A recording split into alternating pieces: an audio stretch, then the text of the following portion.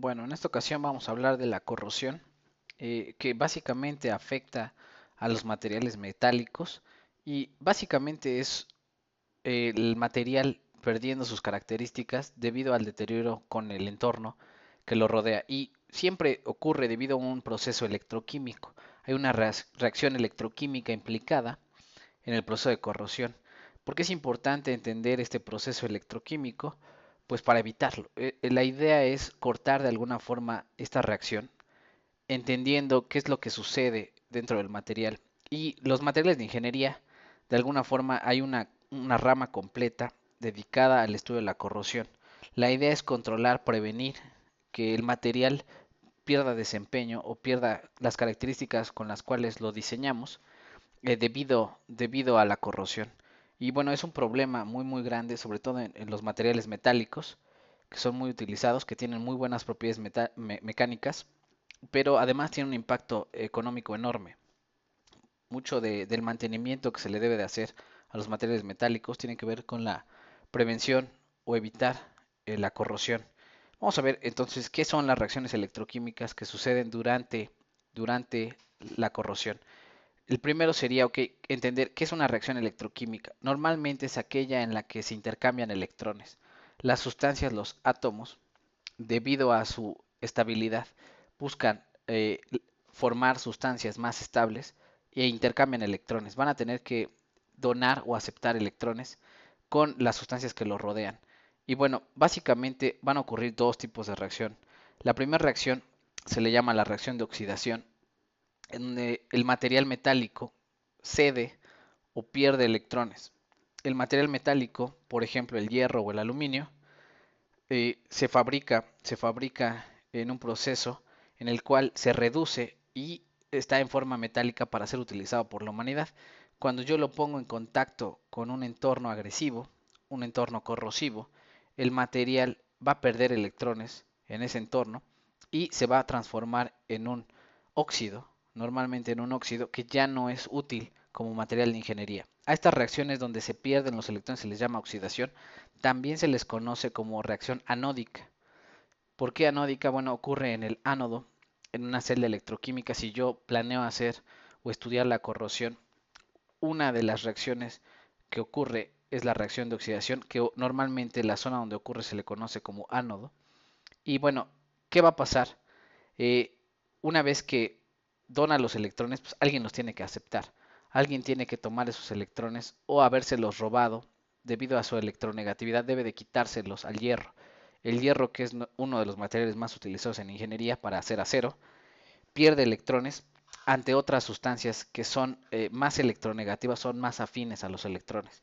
Dice ahí, ok, la siguiente sería, los electrones generados por el metal son aceptados por otra especie química y la reacción donde se aceptan electrones se conoce como reducción. También se conoce como reacción catódica y la zona donde ocurre se le conoce como cátodo. ¿Qué es una reacción catódica? Es cuando una sustancia que es ávida de electrones, que necesita electrones, acepta los electrones de alguien más o se roba los electrones de alguien más para reducirse, reduce su estado de oxidación y de alguna forma intercambia los electrones o le quita los electrones a nuestro material metálico. Ese es el fenómeno electroquímico que sucede durante una corrosión. Va a haber una reacción catódica y una reacción anódica. La catódica es aquella sustancia que roba electrones y la anódica es aquel material metálico que pierde electrones. No necesariamente tiene que ser el material metálico. Hay algunos iones que también pueden perder electrones. Pero bueno, ¿cuáles son las reacciones más comunes en los materiales? Si yo tengo una disolución acuosa, agua en general, o algún ácido donde se encuentran los iones H+, el ion hidronio, y está en contacto con la atmósfera, va a disolver una cierta cantidad de oxígeno. Estas dos sustancias son ávidas por los electrones. Van a tomar los electrones, de hecho toman 4 electrones del material metálico y producen agua, una de las sustancias más estables del planeta. Mientras que, bueno, si está en medio básico o de alguna forma el agua solita, si no tiene el ion hidronio, el agua solita disuelve el oxígeno y también estas dos sustancias que son muy ávidas de electrones van a robar los electrones de mi material metálico y me van a producir estos iones OH, los iones hidróxido. Cualquiera de los casos, el agua y el oxígeno son la causa de corrosión de la mayor parte de los materiales metálicos. Y bueno, hay que cuidar siempre que tenemos un material metálico que no esté en contacto con estas dos sustancias, ya sea agua, el ion hidronio, que serían los ácidos, y el oxígeno. Y bueno, vamos a ver qué es una reacción electroquímica, cómo se mide y cómo se determina qué tan agresiva es una, una corrosión. Y bueno, básicamente lo que se hace en electroquímica es se genera una celda electroquímica. ¿Qué es una celda electroquímica? Se pone una membrana que permite el paso de los iones y dentro se pone una disolución acuosa. De alguna forma está separado, pero bueno, tienen contacto eléctrico entre las dos disoluciones. ¿Qué va a pasar? Bueno, voy a poner de un lado un material, en este caso hierro, y del otro lado otro material que es cobre, y los voy a conectar eléctricamente en la parte de arriba, ya sea con un cable o simplemente que hagan contacto eléctrico, pueden estar unidos incluso. ¿Y qué va a pasar? Van a empezar a intercambiar electrones. Uno de ellos, uno de estos materiales, ya sea el hierro o el cobre, va a robar los electrones. En este caso sería el cobre. El cobre es más ávido o de alguna forma atrae más a los electrones que el hierro. El hierro se va a empezar a disolver rápidamente, se va a disolver y va a formar cada vez más iones hierro 2 más. El hierro se va a empezar a degradar y mientras tanto del otro lado en el cobre, los iones de cobre 2 más, los iones de cobre 2 más se van a empezar a adherir a la pieza de cobre metálico. Es decir, el cobre cada vez se va a hacer más grueso. A esto se le llama la reacción catódica, la reacción de reducción, donde el cobre que está en disolución se adhiere y se forma cobre metálico. Y del otro lado el hierro se empieza a corroer y empieza a disolverse o a degradarse para formar el hierro 2 más. Y básicamente lo que ocurre aquí sería que el hierro, bueno, dona 2 electrones, 3 electrones, dependiendo si es una oxidación muy agresiva, si es un medio muy agresivo, va a donar 3 electrones y el cobre para reducirse requiere nada más 2. Para balancear este tipo de reacciones se les llama reacciones redox, pues simplemente se balancean los electrones. Yo necesito, este libera 3 y este acepta 2, pues la reacción de arriba la multiplico por 2 para que sean 6 electrones y la de abajo la multiplico por 3 para que sean también 6 electrones los que se aceptan. Y bueno, ¿qué va a pasar? Bueno, la estequiometría quedaría así. Como la reacción de abajo se multiplicó por 3, bueno, cobre queda multiplicada por 3 y cobre queda multiplicada por 3 y en la parte de arriba se multiplica por 2 para que sean 6 electrones y entonces quedaría 2 y 2, ¿no? En la parte del hierro. Esta se le llama la reacción global, la reacción electroquímica que sucede en esta corrosión, en esta celda electroquímica. Eh, ¿Cuál fue la conclusión a la que llegaron? Pues llegaron a la conclusión que hay algunos metales que son más nobles o que de alguna forma degradan a otros que son más susceptibles a la corrosión. Con esto sería el primer inicio del estudio de la corrosión, saber qué metales son más resistentes a la corrosión que otros. Y bueno, básicamente en una celda electroquímica se busca tener una concentración conocida del electrolito, es decir, los iones que se encuentran ahí. También en ocasiones se controla la temperatura y básicamente al conectar nuestras piezas metálicas, lo que estamos generando es lo que se conoce como un par galvánico. ¿Qué es un par galvánico? Bueno, es cuando tengo dos materiales metálicos que cada uno tiene distinta resistencia a la corrosión, distinta electronegatividad para absorber a los electrones. Y lo que va a suceder simplemente es que uno de los metales, uno de los materiales se va a degradar y el otro de alguna forma se va a proteger usando los electrones del otro. A eso se le conoce como un par galvánico. Un material le roba los electrones a otro a pesar de que ambos son materiales metálicos.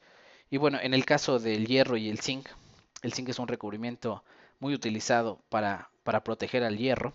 El zinc es menos ávido por los electrones y de alguna forma pierde los electrones de forma electroquímica y se los dona al hierro.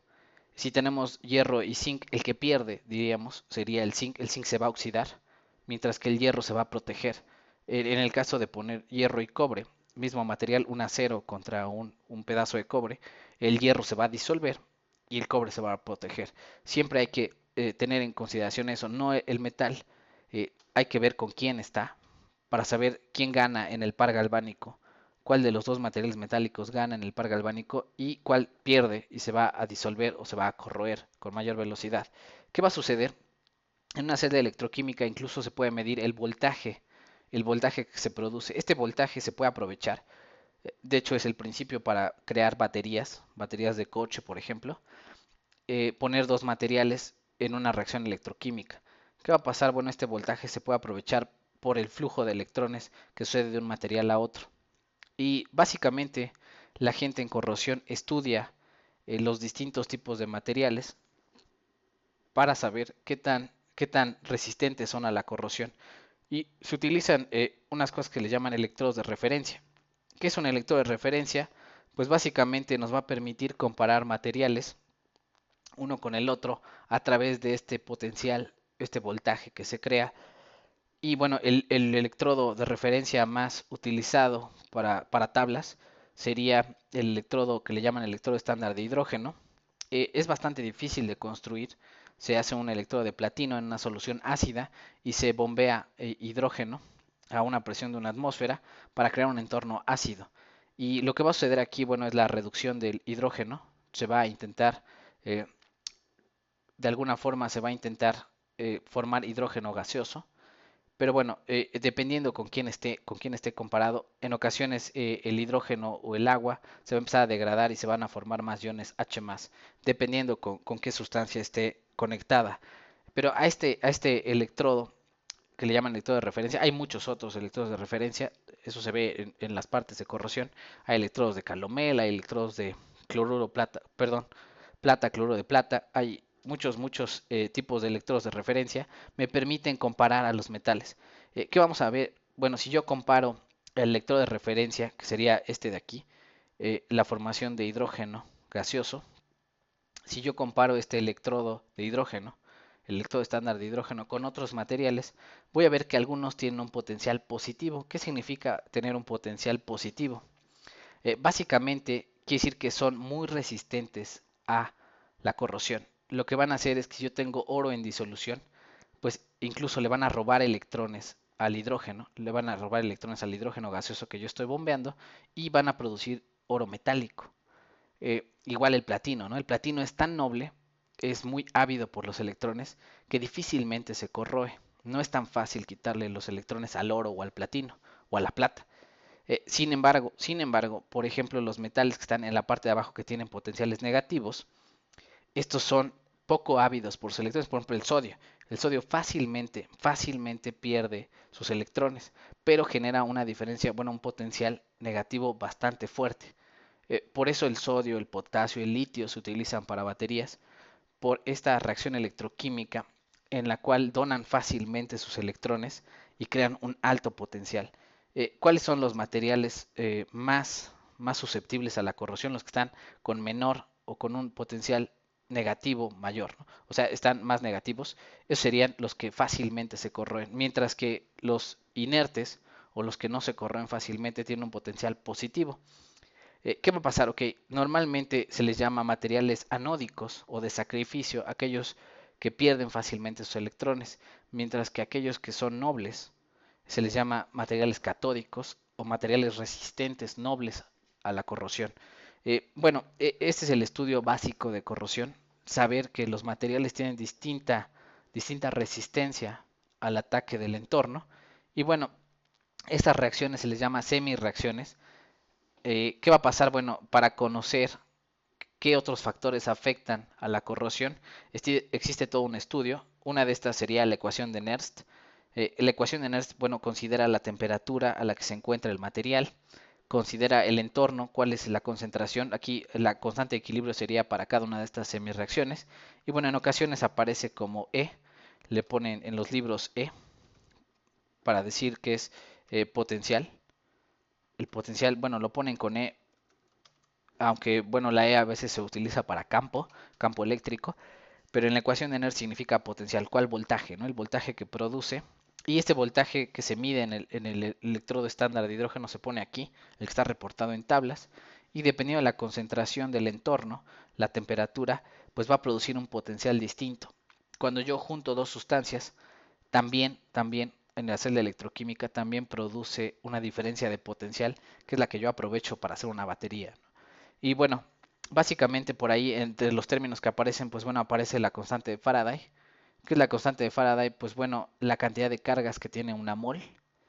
Y también aparece el número de electrones intercambiados. Todo eso afecta al proceso de corrosión. Y bueno, básicamente lo que nos va a decir la ecuación de Nernst es, bueno, si es viable o si se corroe y qué tipo de material se corroe, qué potencial obtendría al tener conectados dos materiales metálicos. Básicamente, el segundo estudio, esta sería la primera parte, ver la naturaleza de los materiales, cuáles se corroen, cuáles son más fáciles, y esto tiene que ver con la termodinámica, eh, la estabilidad del material como tal. La segunda parte sería ver la cinética. En la cinética, bueno, que es la parte de ingeniería que nos interesaría un poco más, sería ver qué tan rápido un material se degrada debido al entorno. Y normalmente la rapidez o la velocidad de corrosión se mide en milímetros por año o pulgadas por año. Y básicamente lo que vamos a estar calculando es la corriente eléctrica que intercambia en una celda electroquímica. Aquí viene, por ejemplo, la masa molar, dependiendo de la masa molar que tenga la sustancia, la densidad del material, la constante de Faraday, el número de electrones que intercambia. Todo eso se involucra para calcular cuál es la rapidez con la que se degrada un material y a veces se mide de forma teórica con esta ecuación. Y es la densidad de corriente, en realidad que sería corriente por unidad de área. Casi todos los estudios de corrosión cancelan la parte de la geometría. En vez de medir corrientes, miden densidades de corriente, que son corrientes sobre unidad de área. ¿Qué otra cosa? Bueno, por ahí es importante con la rapidez de corrosión. Eh, Va a depender mucho del tipo de óxidos que se forman en la superficie. Lo que se hace normalmente es utilizar un potenciómetro. ¿Qué es un potenciómetro? Pues establece un potencial en una celda electroquímica. Yo hago mi celda electroquímica, pongo mi material en un entorno corrosivo, en un entorno con electrolito. ¿Qué es un electrolito? Pues bueno, iones disueltos en solución acuosa que permiten conducir la electricidad y con un aparato eléctrico introduzco un potencial. A esto se le llama polarizar. ¿Qué significa polarizar? Pues bueno, el potencial que tendría el material libre si yo no le aplico ningún tipo de aparato, tendría un potencial eléctrico debido a su naturaleza termodinámica. Y finalmente, lo que yo estoy intentando estudiar, ¿qué pasa si yo le aplico un potencial a mi pieza? Y si yo le aplico un potencial positivo de alguna forma, lo que estoy propiciando, lo que estoy propiciando es robarle los electrones al material. Mi material se va a oxidar, se va a degradar y hasta cierto punto en algunos materiales lo que se muestra es una zona de pasivación. ¿Qué es una zona de pasivación? Bueno, el óxido que se forma impide el contacto con el electrolito, impide la transferencia de electrones y se crea una zona en donde conviene oxidar previamente el material para evitar su corrosión.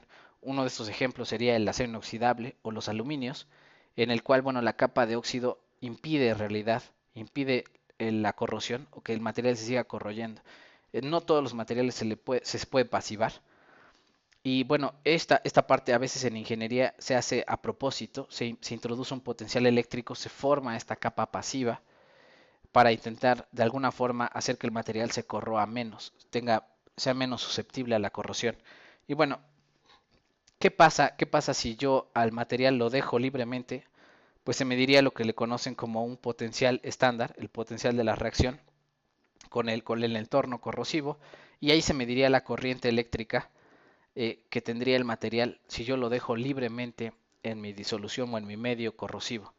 ¿Qué pasa si yo aplico un potencial negativo? Un potencial negativo, lo que va a ocurrir es que voy a empezar a depositar a los iones, los voy a empezar a depositar en el electrodo. Es en este caso, en vez de robar electrones de mi material, quitarle los electrones a mi material, voy a empezar a donárselos. El electrón se va a donar a los iones que están en disolución. ¿Qué va a pasar con mi pieza?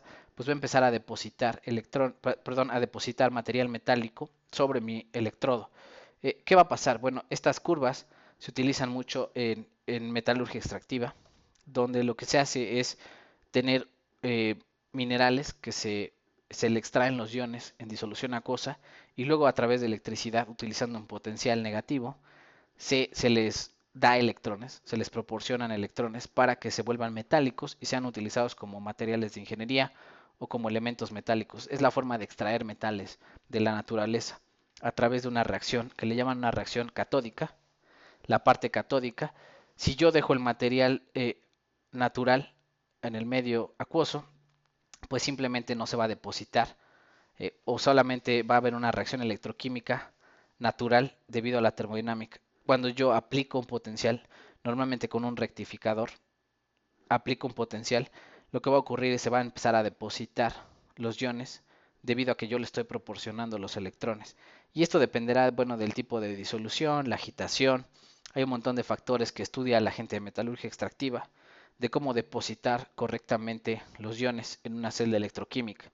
Y bueno, ¿qué son estas curvas de polarización? Bueno, sería la rama de abajo, la catódica, la anódica, y normalmente se mide potencial, voltaje contra el logaritmo de la corriente. La corriente varía bastante, varios órdenes de magnitud, durante una de estas curvas de polarización. Entonces, básicamente es un experimento en el cual se recorren distintos potenciales y se observa el comportamiento de mi material y de mi medio corrosivo. Siempre están en parejita, cómo se comportan de forma electroquímica.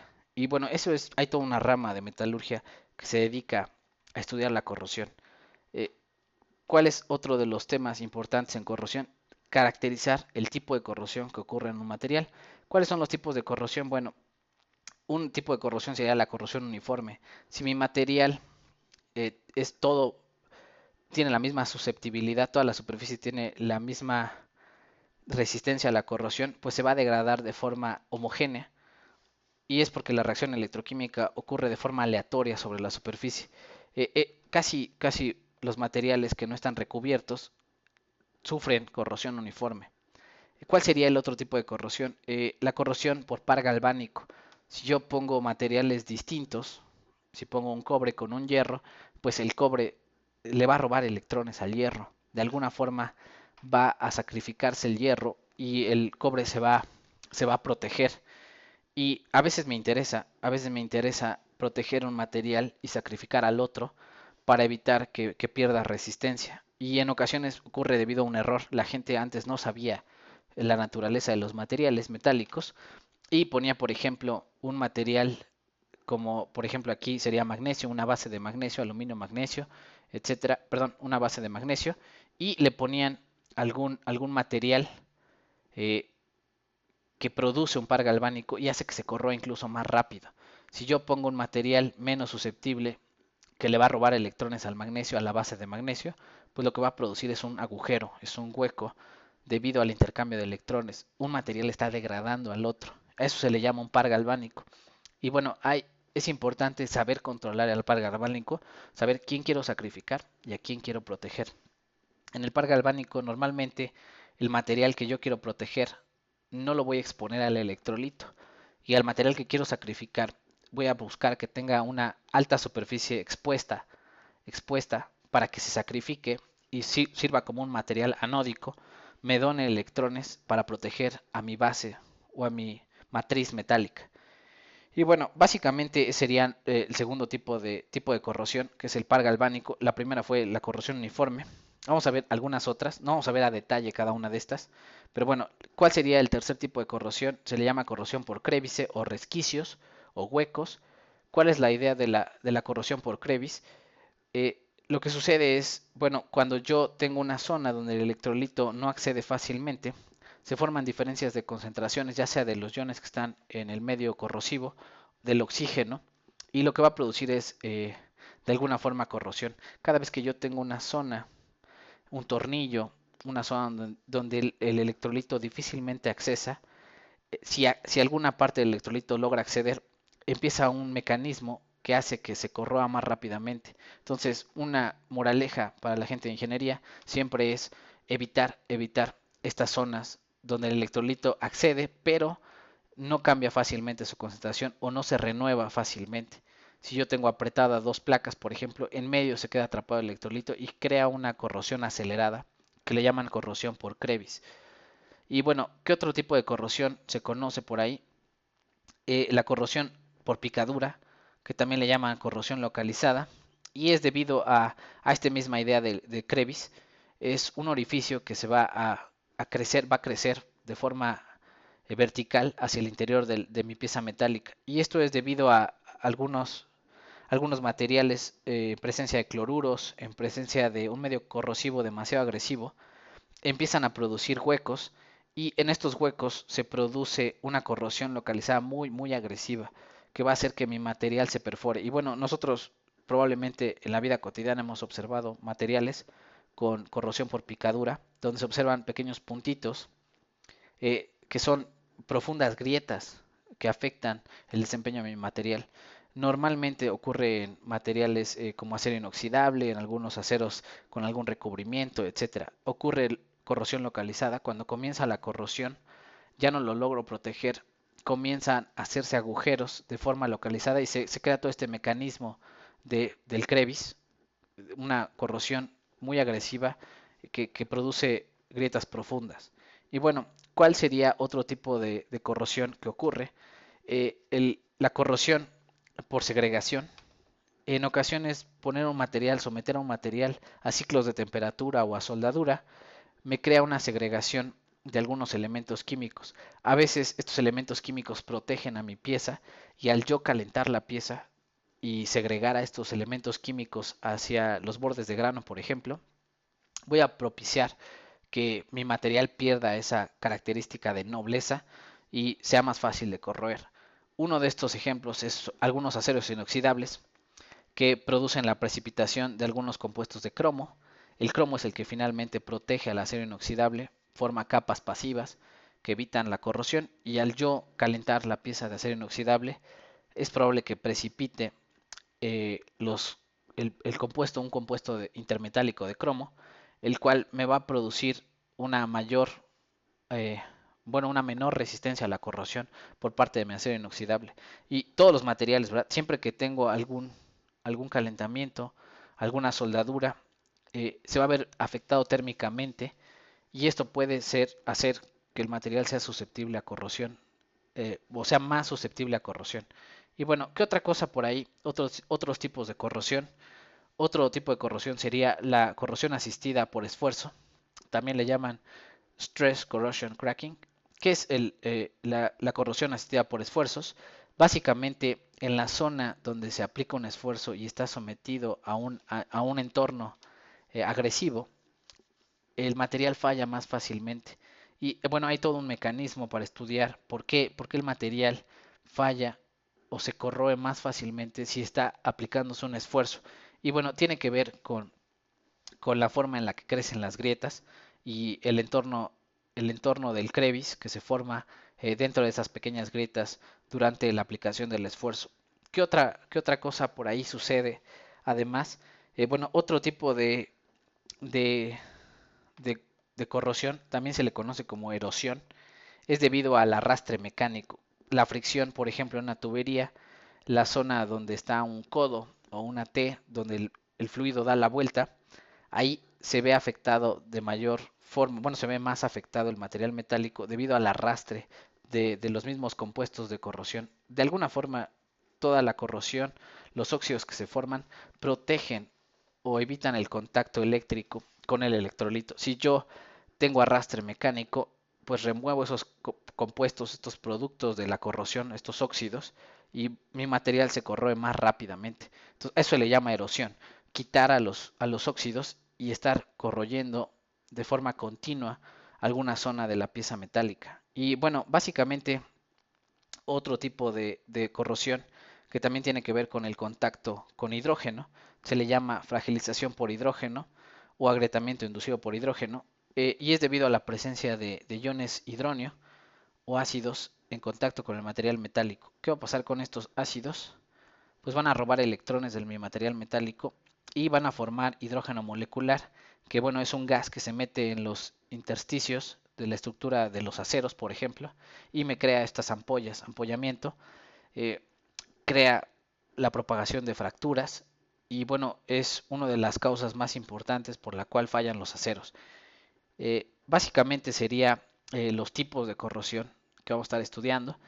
Y bueno, hay que saber nada más algunos de ellos. Hay un mecanismo para cada uno de ellos, hay todo un tema que explicar sobre cada uno de estos tipos de corrosión. Pero bueno, hay que conocerlo, saber por qué el material falla, el material metálico falla y qué es lo que estoy observando al momento de ver corrosión en mi pieza. Y bueno, ¿cómo protegerlo? Sería lo más importante. Una vez que ya entendí que es un proceso electroquímico, que se intercambian electrones, los tipos de corrosión, etcétera, ¿cómo lo protejo? Todo comienza desde el diseño del componente. Si yo diseño un componente, voy a buscar que no haya muchas zonas en contacto donde se pueda acumular el electrolito y se pueda formar este mecanismo del Krebs. Voy a buscar que no haya corrosión localizada. Hay un montón de cosas que tengo que evaluar desde el punto de vista del diseño de mi pieza. Si yo puedo hacer una pieza, una sola pieza, va a ser mejor que tener dos piezas pegadas o soldadas. Ya sé que una vez que yo haga su soldadura, voy a tener fragilización, voy a tener algunos fenómenos que van a promover la corrosión. ¿Cuál sería el segundo? ¿Dónde comienza la segunda protección de mi material? Pues seleccionarlo bien. Si voy a tener una aplicación, cada vez que yo intento diseñar mi componente, seleccionar el material sería el primer paso para evitar que se degrade. Siempre el material correcto para la aplicación va a evitar que se corroa, que, que falle mi pieza. Y a veces se necesita acero inoxidable, pero bueno, es muy caro. Se puede sustituir con otros materiales. A veces la solución es aluminio, a veces la solución es un latón. Desde la elección del material que cumpla con las propiedades mecánicas, pero además que cumpla con la resistencia a la corrosión, es importante cuando yo estoy diseñando un componente, seleccionar correctamente mi material. ¿Cómo puedo evitar? Ya cuando una vez que definí, digo, ok, es una aplicación en la que no tengo mucho presupuesto, necesito evitar la corrosión, ya no por el diseño, ya no por la selección del material, ya tengo este material definido. ¿Cómo puedo evitar, aún así, cómo puedo evitar la corrosión? Uno de ellos sería utilizar inhibidores. ¿Qué es un inhibidor? Básicamente es una sustancia que se agrega en pocas cantidades en el medio corrosivo. Es muy difícil afectar el medio corrosivo. ¿Cómo cambio la composición del mar? eh, pues no se puede, ¿no? No se va a echar un inhibidor al lado del barco para evitar que se corroa. Normalmente los inhibidores se utilizan en ambientes cerrados, por ejemplo un radiador o algún sistema de enfriamiento, en donde el líquido que yo introduzco quiero que evite, a su vez quiero que evite la corrosión de mis piezas. ¿Cómo le hago? Bueno, introduzco inhibidores, hay distintos tipos de inhibidores para evitar que mi material se corroa. Esa es una idea de cómo prever o prevenir o proteger a mi pieza metálica. Y bueno, ¿cuál sería otro tipo? De alguna forma, eh, otra idea sería poner un par galvánico. Al poner un par galvánico, pues bueno, voy a tener que sacrificar a un material. Y existen dos tipos de protección con este método, utilizando un par galvánico. Uno sería utilizar directamente un rectificador e introducir electrones a mi material para evitar que se corroa. Este rectificador pues me va a consumir electricidad, pero bueno, es una forma eficiente de evitar la corrosión. A esta protección con rectificador o utilizando un aparato eléctrico se le conoce como protección catódica. Catódica porque bueno, provoco que mi pieza metálica se convierta en un cátodo, que si bien normalmente estaría disolviéndose, ahora está depositando iones del exterior, ¿no? ¿Y qué va a pasar? Bueno, tengo que tener conectado a un ánodo que de alguna forma logra intercambiar electrones. Y el otro tipo de protección se le llama protección anódica, ya no catódica. Y en esta parte pues no necesito un rectificador, lo que necesito es conectar a mi pieza. Por ejemplo, aquí se ve una tubería de acero, la voy a conectar con un material menos noble, como el magnesio. El magnesio se va a sacrificar y va a proporcionar electrones para que mi pieza metálica se proteja del entorno corrosivo. Y aquí, bueno, no me va a consumir electricidad, pero sí durante la instalación, pues tendré que preparar el material que se va a sacrificar. Y bueno, tiene un cierto tiempo de duración. Una vez que el material se degrade por completo, pues mi pieza va a quedar totalmente expuesta al ambiente corrosivo. Son los dos tipos de corrosión, perdón, dos tipos de protección que se utilizan debido al conocimiento que se tiene sobre las reacciones electroquímicas en los materiales metálicos. ¿Qué otras cosas se pueden utilizar? Bueno, lo más común, lo más barato sería utilizar un recubrimiento. ¿Qué es un recubrimiento? Pues básicamente se utilizan pinturas poliméricas que modifican la apariencia, hacen que las piezas se vean más bonitas, pero además se adhieren, tienen una alta adherencia sobre mi pieza metálica y sirven como una barrera física para que no esté en contacto con el electrolito. Al no estar en contacto con el electrolito, pues no van a poder intercambiar electrones con el entorno y simplemente no se corroen. ¿Cuál es el problema de los recubrimientos? Bueno, con un impacto, con un choque, eh, se puede remover ese recubrimiento y entonces comienza todo el proceso de corrosión sin, sin el recubrimiento. Eh, ¿Qué se hace? Otra idea de recubrimiento sería utilizar un recubrimiento metálico, ya no un recubrimiento polimérico. Y bueno, ¿cuáles son los recubrimientos metálicos más utilizados? Son el zinc, que se utiliza en aceros para hacer el famoso acero galvanizado. El zinc sirve como sacrificio, sirve como ánodo de sacrificio para el acero y lo que va a hacer es va a estar proporcionando electrones, se va a estar disolviendo para proteger el acero que tiene mejores propiedades mecánicas. Otro de los más utilizados son el cromo, que también de alguna forma sirve para proteger a la pieza de acero y también la hojalata, ¿no? La hojalata que sirve para hacer latas de conserva, latas para alimentos, tienen un recubrimiento de estaño y el estaño se sacrifica para proteger la integridad de la lata de acero. Y bueno, básicamente son los tipos de protección. ¿Qué se utiliza? ¿Cuál sería el mejor método de protección? Siempre se combinan, en ocasiones se combinan los distintos tipos de protección para mi pieza metálica. Es decir, se pone, además de ser un acero galvanizado, se pinta. Si se llega a hacer una soldadura, bueno, pues se va a buscar que el recubrimiento proteja mejor esa zona o se agrega de forma mecánica, se agrega con spray alguno de los materiales de sacrificio. Hay un montón de técnicas. Siempre es recomendable utilizar una, dos, tres, cuantas se puedan, dependiendo de la economía, métodos de protección para mi pieza metálica. Y bueno, hay toda una rama del estudio de la corrosión y cómo recubrir y proteger a mis materiales metálicos. ¿Qué pasa en los materiales no metálicos? ¿Cómo evito la corrosión? Básicamente vamos a ver que los materiales no metálicos, por ejemplo los polímeros, no reciben una corrosión como tal. Lo que se le llama propiamente, se le llama mejor degradación. ¿Qué es una degradación? Bueno, cuando el polímero, debido a la exposición con el ambiente, pierde sus propiedades. ¿Por qué el polímero pierde sus propiedades? Bueno, básicamente puede perderlas debido al contacto con un disolvente orgánico. En estos disolventes orgánicos, lo que va a ocurrir es que la pieza va a empezar a perder sus propiedades mecánicas por reacciones que ocurren con el disolvente. ¿Qué otra cosa sucede? Bueno, la radiación ultravioleta va a provocar que algunos enlaces del polímero se pierdan o se rompan, creen radicales y que la pieza se degrade más fácilmente. Esto es muy común, es muy conocido. Siempre que dejo yo un plástico en el sol, ¿qué le va a pasar? Se pone amarillo y pierde muchas de las propiedades. Esto es debido a que la radiación rompe los enlaces covalentes de un polímero. Y bueno, algunos eh, algunos polímeros son susceptibles a altas temperaturas. Si yo caliento demasiado un polímero, finalmente es enlaces carbono, enlaces de hidrocarburos. Lo que va a suceder es que se van a quemar, se va a degradar por altas temperaturas. Y bueno, cada polímero tiene distinta resistencia a los medios acuosos. Aquí viene una tabla en la cual, bueno, se ve qué tan resistente es a ciertos medios.